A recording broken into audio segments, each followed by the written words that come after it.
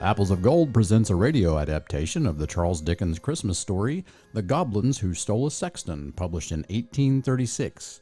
Also called The Goblins and the Gravedigger, it was a precursor to A Christmas Carol, published 7 years later. Now here is our raconteur, Kenny Bass, to guide us through this eerie realm of the supernatural. It's Christmas Eve, and at the village church, Ben, a poor boy whose only family is his widowed mother, is sweeping the sanctuary. The curate had promised him a penny if he would ready the sanctuary for Christmas services the next morning. 2 deacons enter.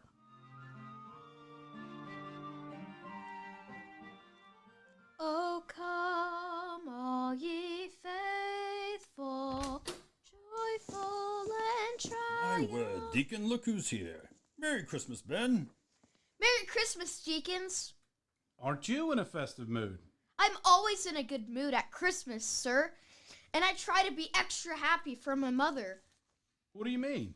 Well, we lost Father 3 Christmases ago. Christmas ain't been the same since, especially for Mother, but I've got an idea that might change that. The curates promised me a penny if I'd sweep up. I'm going to buy some plums. I'm hoping that Mother will make a pudding and forget about her sadness for at least a while. A capital idea, son. Good for you. We're expecting the Sextons. When he arrives, tell him we're in our office, please. For sure. Come and behold him. I'd rather do anything than meet with Gabriel Grubb and have him fasten his squinty eyes on me. His look could sour milk. Agreed, but there's no avoiding it. It's always been a mystery to me how a saint like his father could sire such a ne'er-do-well son. Agreed. Brother Joshua Grubb was such a divine. Twice to church on Sunday, sometimes thrice. No one sang louder or prayed longer. 'Twas a shame he died before his 70. Do you remember the particulars? Seems to me it was an accident at home, and on Christmas Eve, if memory serves.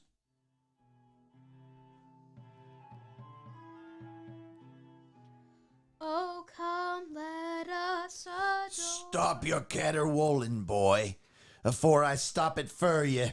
Gabriel Grubb, the church sexton, had arrived. A hard-featured man with a long nose, long chin, scraggly hair, and no smile. But it's Christmas Eve, sir. It's gall and wormwoods, what it is. The deacons are waiting for you in their office.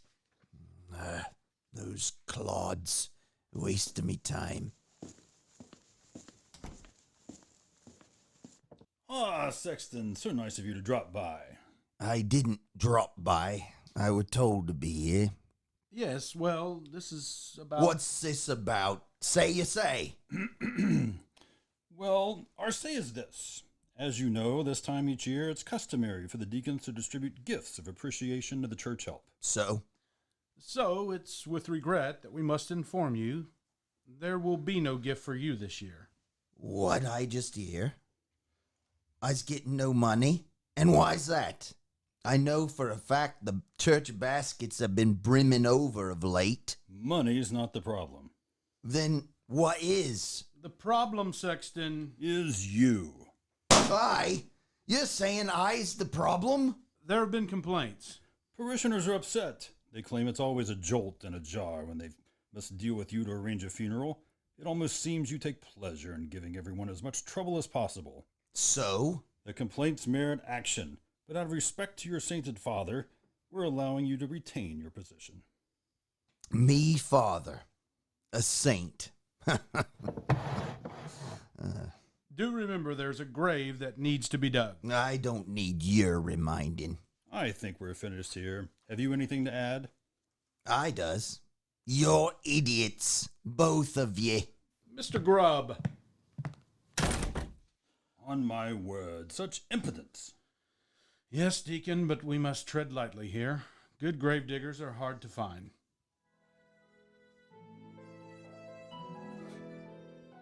Grubb, as you can imagine, left in an ugly mood. When he reached his home, a rusty old shanty, he found his flask and was soon imbibing. By late afternoon, his disposition, fanned by drink, was as dark as the gathering gloamed. Well, I might as well dig that blasted grave. Where's me flask? Collecting his spade, lantern, and liquor, Gabriel Grubb headed for the road to the graveyard known as Coffin Lane. Christmas to you. Night was heavy, and snow had started to fall as Grubb stumbled out. His trek to the cemetery sorely tempted his shriveled soul, for he was surrounded by Christmas life, the sound of sleigh bells, the glad light of fireplaces reflected through frosted windows, the shouts of neighbors wishing each other Merry Christmas, the aromas of geese being stuffed and pudding being boiled, all of which made him hiss like the green log thrown on a fire. He would have been happier to have seen children sick with fever or measles or croup or whooping cough, for in those cases there was always the chance his professional services might be needed. Despite the numerous irritations, he scuttled on, heading for Coffin Lane.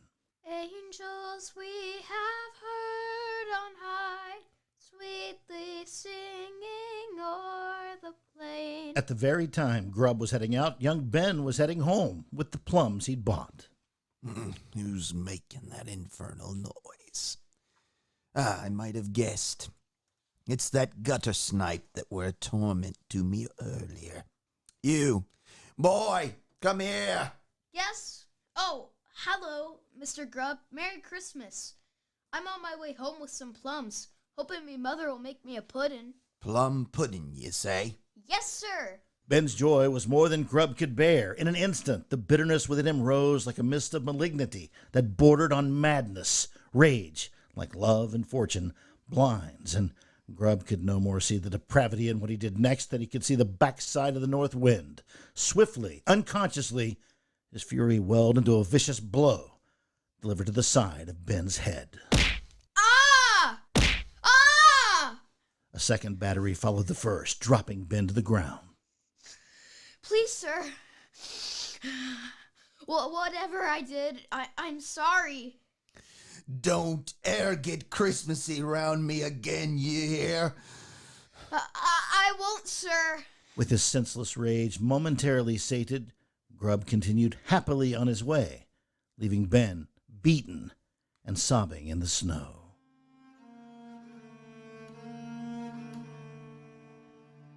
By the time he reached the graveyard, the night was dark. The wind was stirring, and snow was falling.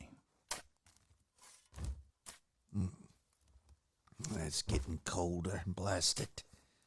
Where did I put me flask? Oh, here it is.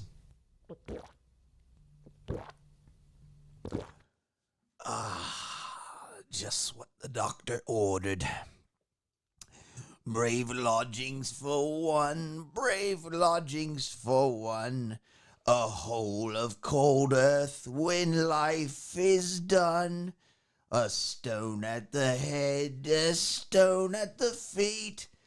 A right juicy meal for the worms to eat. There's a thought. A Christmas funeral. They should tie a red bow around the coffin. Hoo, hoo, hoo, hoo. Ho, ho, ho. What? Who's that? Is someone there? Must have been an echo. It was not.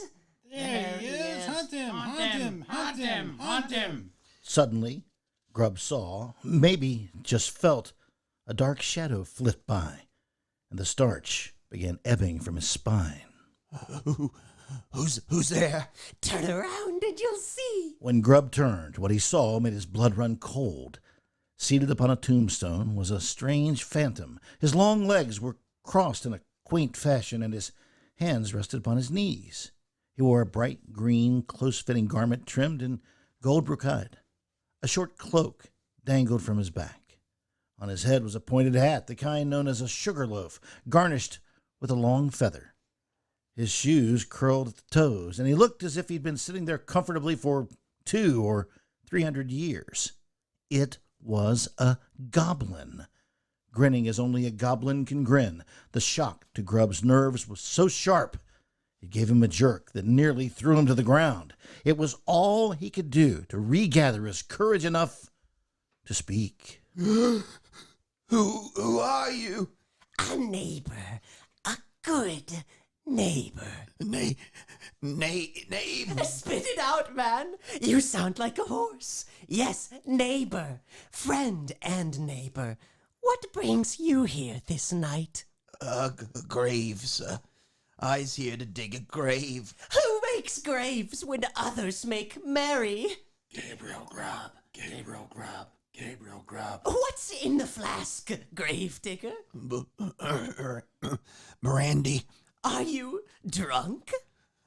To my knees, maybe, but no higher. Who drinks on a night like this?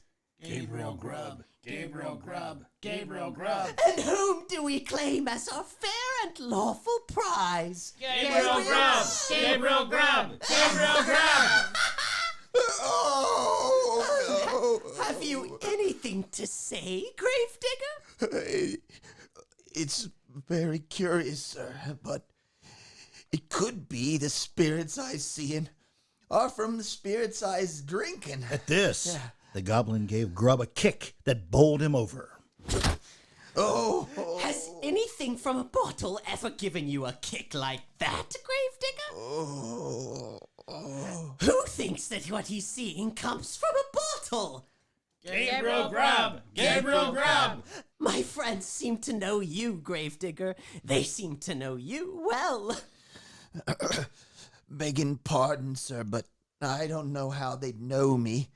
We've not been introduced, and even if we had, what gives you the right to question me business? Right? You ask me about rights? What gave you the right to beat a poor boy on Christmas Eve? Dare you challenge my right to question your wrong? I's afraid I must be going. Oh, going? The gravedigger says he must be going. Oh, ho, ho. Suddenly, the night seemed to go wild. The wind tore about as if it was crazed. The lights in the church flashed a pale yellow, and the organ pealed out unearthly music. Around Grubb suddenly appeared a gob of goblins. They capered, they reeled, they shrilled and wailed, leapfrogging over tombs and one another. The only place you're going, gravedigger, is with us. Before Grubb could escape, the goblin grabbed his collar, and the two of them sank into the earth. And with that, the goblins were gone as quickly as elves flee at the crack of dawn.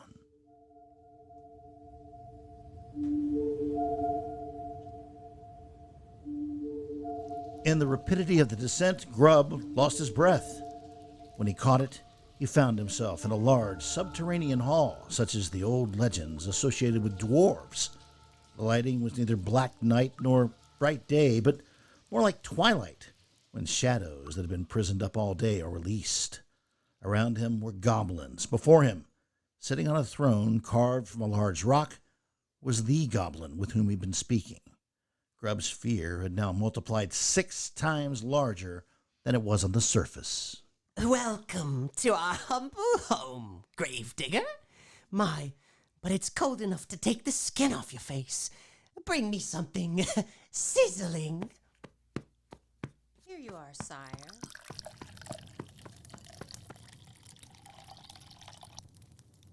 What was handed the goblin was a clear goblet filled with what looked like liquid fire.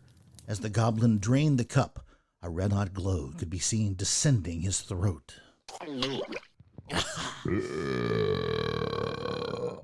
That makes me feel balmy.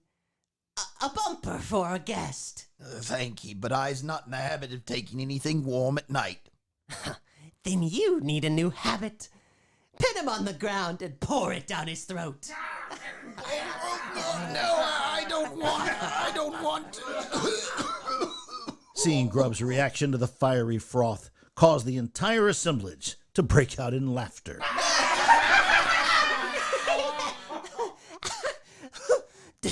Do Do you know why we brought you here, Gravedigger? Because you trolls, the lot of you. Trolls? I assure you we're not trolls. I'll admit we're romps. I'll even admit we can be naughty. We might spill your milk or tap on your windows. Or hide your sheep. Or untie your water bucket and let it fall down the well. But we're not even our stepmothers, half-brothers, third cousins, nephew to trolls. We dread those misfits as much as you do. So guess again. Why do you think we brought you here? To rob me of my life, I wager. No. I told you, we're not trolls. You're an abysmal guesser, Gravedigger. So I'll answer the question myself. You're here because it's Christmas, and we've a gift for you. A gift? Is that an echo I hear? Yes, a gift. I don't know what you're talking about. Unhappily, Christmas comes but once a year. If it would stay the year round, this old world might be a very different place. But whenever it comes, the boys and I put on our bettermost and give a gift to someone in trouble. Well, I ain't in trouble. Oh, but you are. You're in more trouble than you know. The bad aren't usually all bad, but in your case, I'm not so sure. You're daft. I doubt you've thought much about how despicable you are, but you will this night. The boys and I will see to that. You're beyond daft. Gravedigger, you're mightily tempting me to leave you to your fate, but I shall resist temptation. So, what gift have we for this pathetic excuse of a man, boys? The book! The book! The book! Ah, yes, the book! Bring it! Gabriel Grubb, who had never sought compassion or comfort from any living creature, had no interest in gifts. But the goblins were not about to let him ignore the gift they had for him. At the goblins' command, the assembly parted, and a small, officious-acting goblin walked in carrying an oversized book. Grubb could only look on, utterly bewildered. Here's the book, sire. Ah, yes. Look at this, Gravedigger. A one-of-a-kind, hot off the press, first edition, copyright pending, book that is yours to keep. I don't want it. But it's your book, Gravedigger. See, it has your name on it right here on the cover. Gabriel Grubb. But don't judge this book by its cover. This book must be judged by its soul. For the soul of this book, Gravedigger, is your very own. Well, I ain't a reader. Not a problem, because you don't read this book. It's an enchanted book that serves as a mirror. You don't need to look at a mirror to look at a mirror. You look at a mirror to look at yourself. And this book, much like a mirror, will reveal yourself to yourself in only 3 pages. Ah! Why only 3 pages? I'm glad you asked, Gravedigger. Every book has only 3 parts. A beginning, an ending, and an in-between. And every life, much like every book, has those same 3 parts. Thus, your book has a page for your past, for your present, and for your passing. I'll venture you weren't expecting quite such a valuable gift like this for Christmas. I'll venture I's reporting you to the sheriff for kidnapping. Go ahead, Gravedigger. Report us. But if your sheriff is like most sheriffs, he's a narrowly focused, fact-obsessed dullard who is far too intelligent to believe in goblins. So do your worst. But in the meanwhile, let's get to your story, beginning with your past. Not because it can be bent out of its eternal shape, but because what you are now is tied to what happened to you then. Show him the page of his past! Grubb refused to look. The goblin nodded, and a large goblin stepped forward, grabbed the back of Grubb's head, and shoved it down till his eyes were on the page. What do you see, Gravedigger? A drawing of me as a boy and me father. My goodness, but what's the matter? You seem troubled and your tongue seems tied. Why would the sight of you with your father distress you? What Grubb saw was a drawing of a man, angular, long-faced, stern-looking, sitting in a Queen Anne chair and reading from a large Bible he held on his lap. A young boy was in front of the fireplace. As Grubb looked on, the picture suddenly came to life.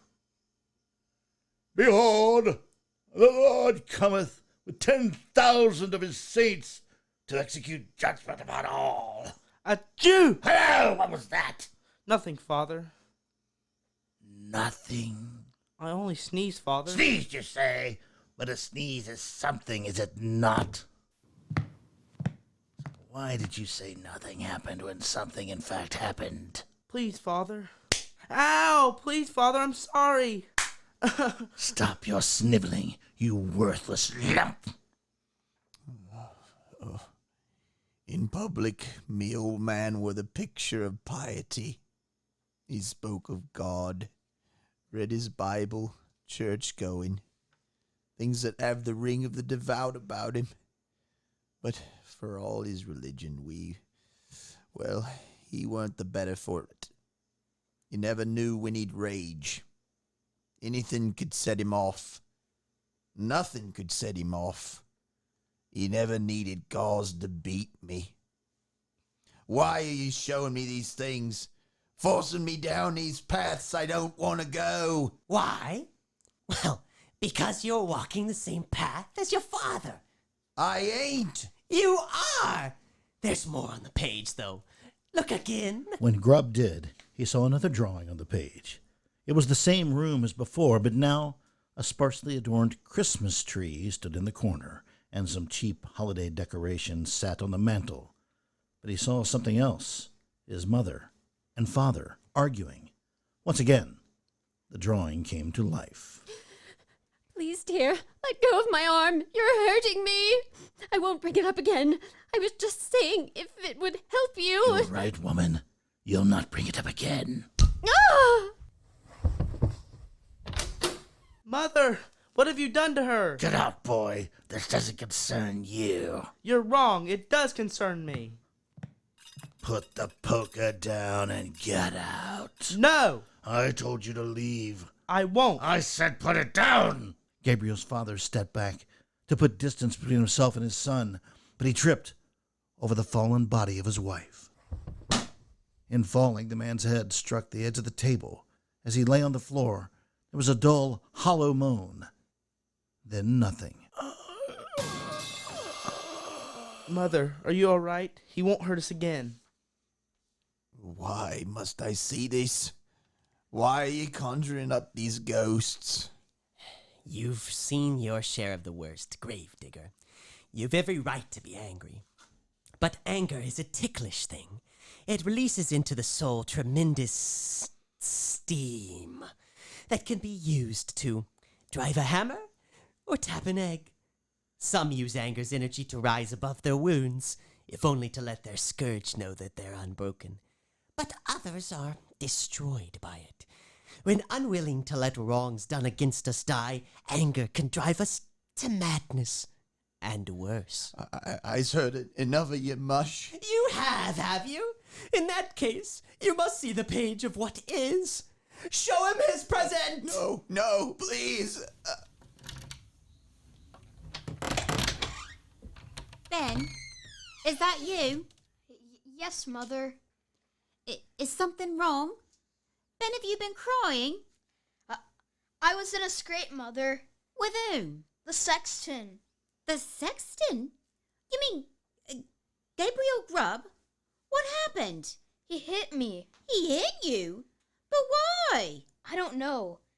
I'd seen him at the church earlier, and he were in a foul mood. But he's always in a foul mood.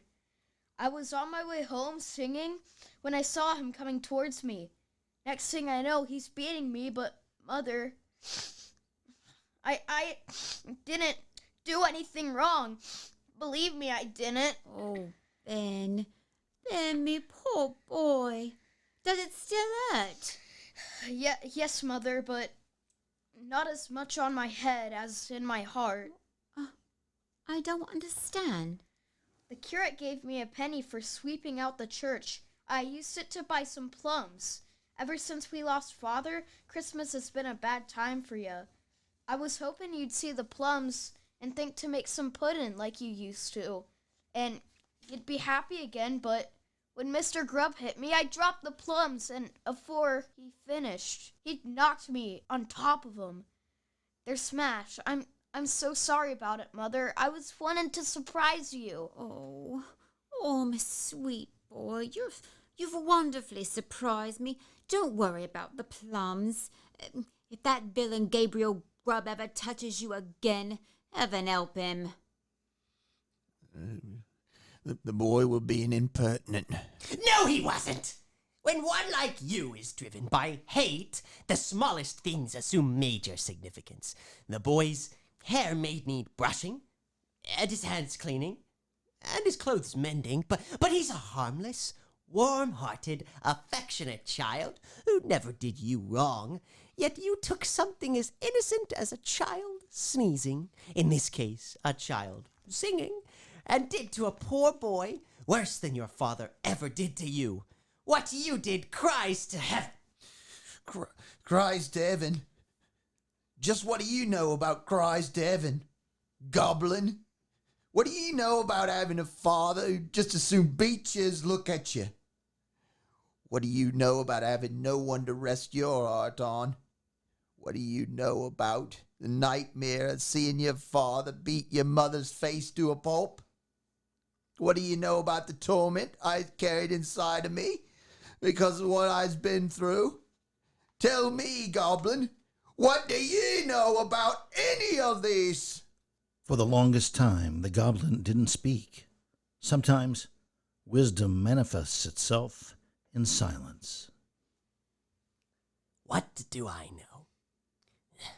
I know that, given what you endured, it's no surprise you've become what you are. It was a blessing that your father died, but he left you a terrible legacy, a tendency to evil, that you have taken and developed. I don't want to hear it. But hear it you shall.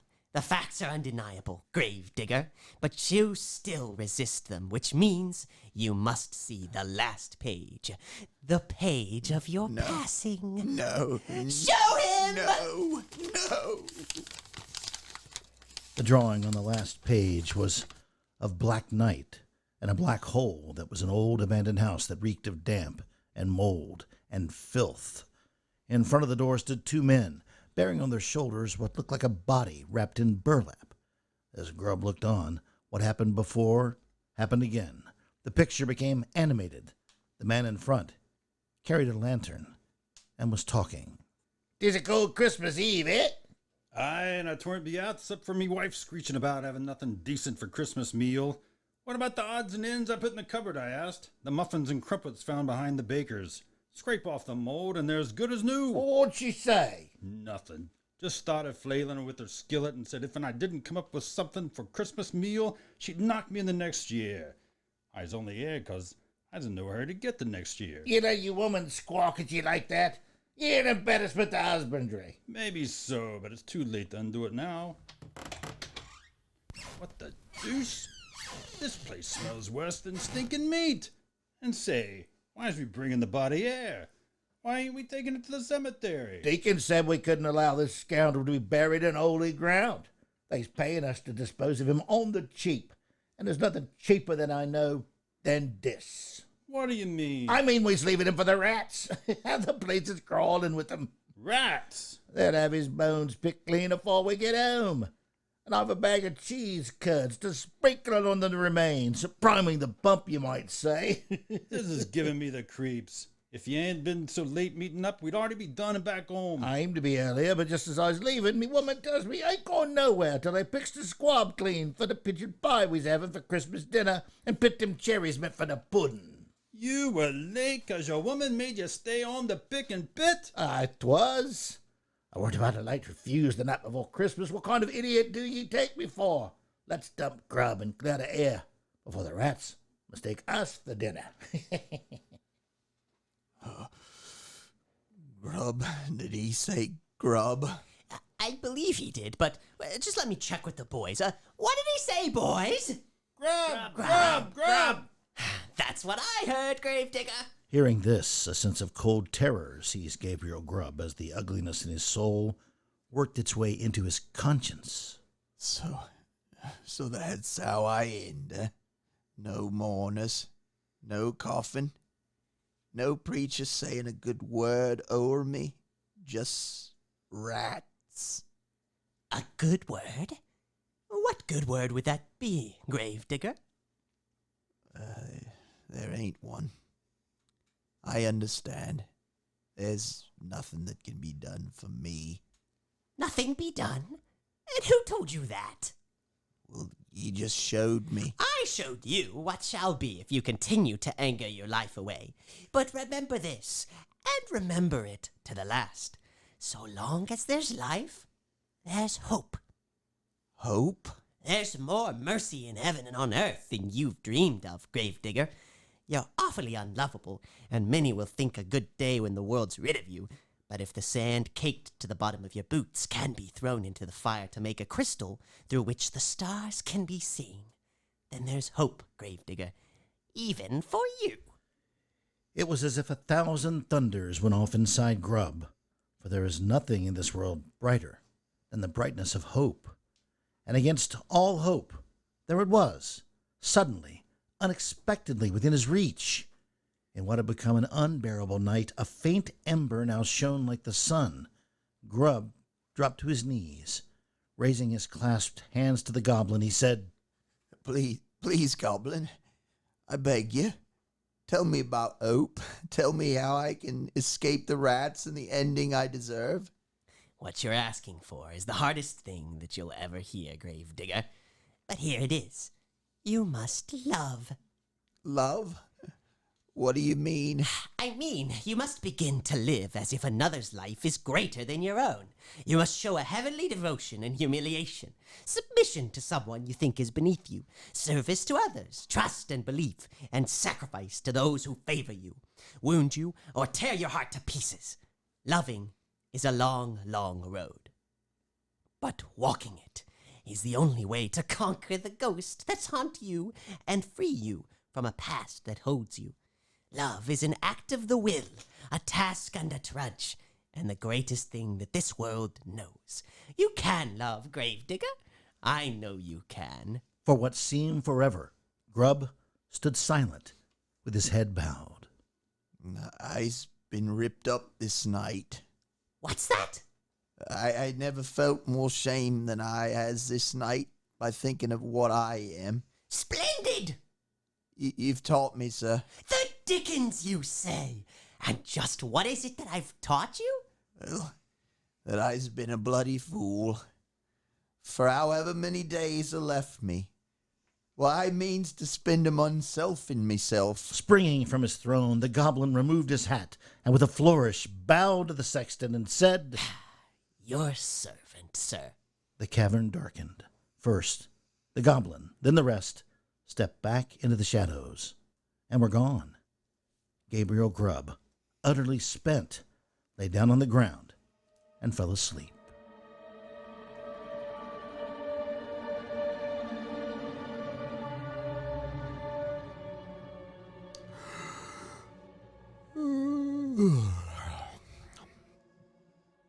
What? I must have gotten too deep into the spirits last night. Yeah. No, wait. Spirits. The book. My father. The boy. The rats. The goblins. I've been with the goblins. After night comes morning, and with morning comes hope. Gabriel Grubb had never known a night so long, so short, or so significant, and he awoke an altered man.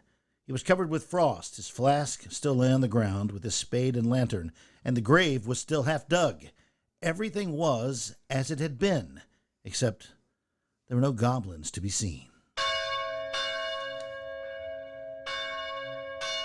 The bell, yes, the bell. It's Christmas. It's Christmas, and there's hope. There's hope. Hope. So long as I's alive, the goblin said, and I's alive, I am. There is hope. Hope, there's hope. Had you seen him, you would have thought Grub was seized by hysterics. He took no heed of anybody or anything. He ran about like a child.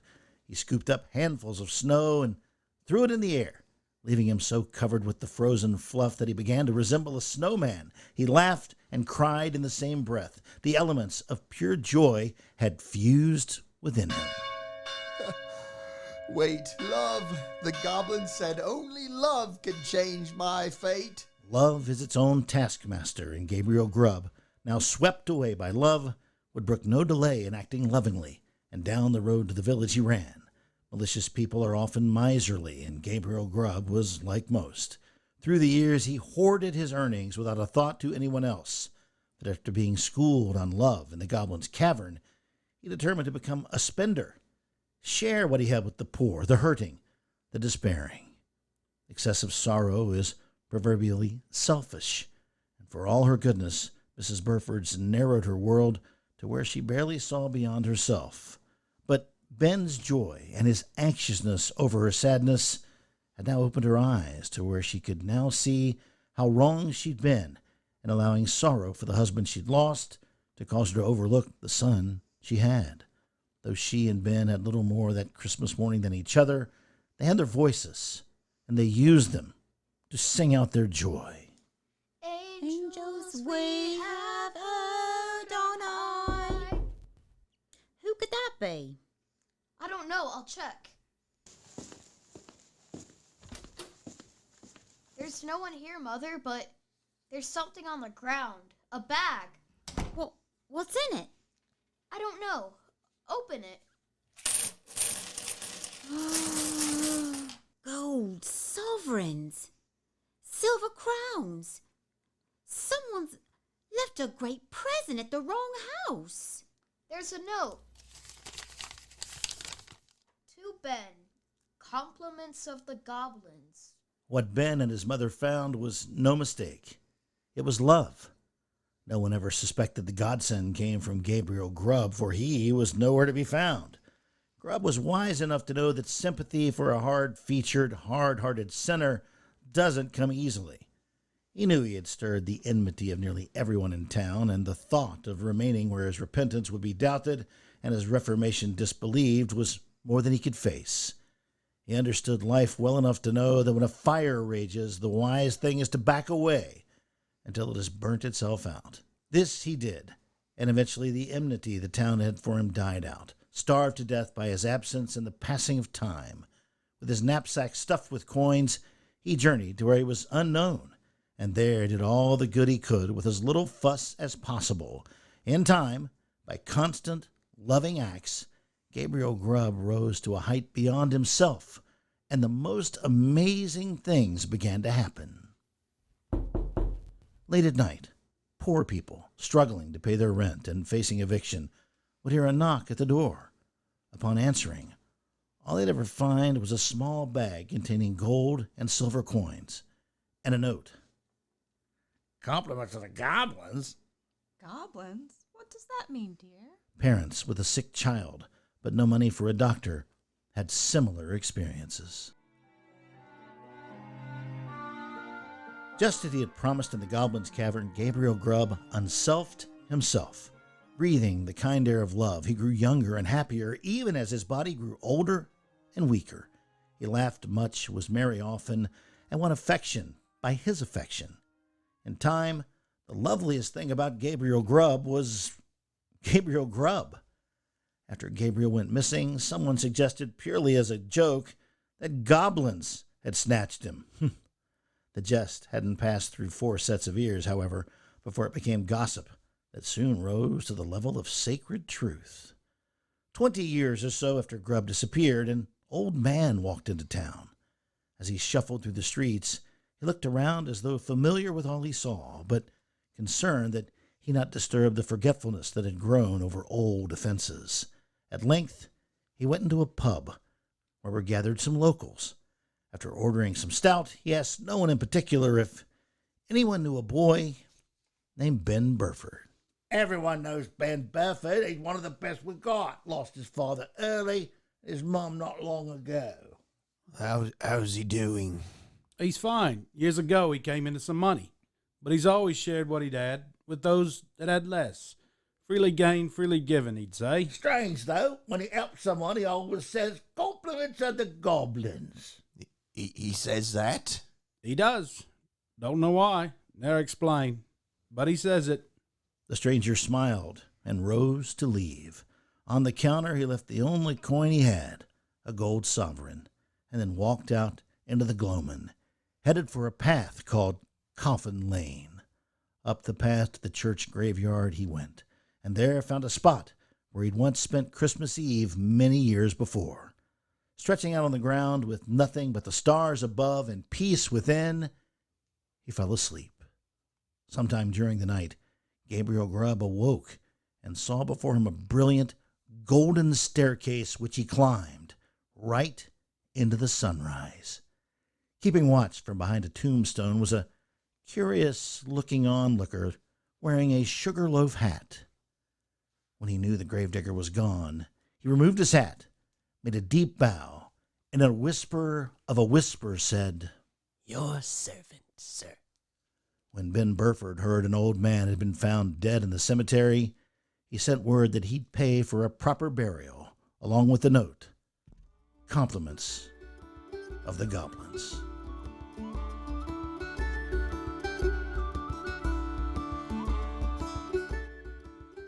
You have been listening to an Apples of Gold radio adaptation of The Goblins Who Stole a Sexton. Featured in the cast were Kenny Bass as the raconteur, Harper Imch as the Goblin, and Matthew Imch as Gabriel Grubb. Also heard were Cheryl Webb, Elizabeth Carey Brown, Ken Guthrie, Amy Hughes, Garrett Hughes, Blake Samples, Brent Samples, and Amanda Walton.